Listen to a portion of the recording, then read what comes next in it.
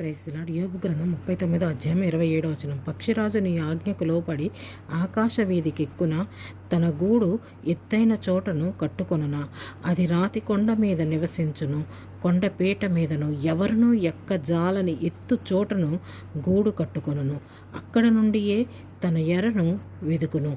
దాని కన్నులు దానిని దూరము నుండి కనిపెట్టును. దాని పిల్లలు రక్తము పీల్చును. హతులైన వారు ఎక్కడ ఉందురో అక్కడనే అది ఉండును. దాని ఆహారం కోసం అది హతులైన వారు ఎక్కడ ఉంటారో అక్కడే ఉంటుంది.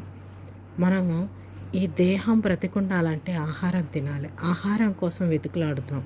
మరి ఆత్మ బ్రతికుండాలంటే వాక్యము తోడై ఉండాలి. దేవుణ్ణి మన ఆత్మలో నింపుకుని ఉండాలి.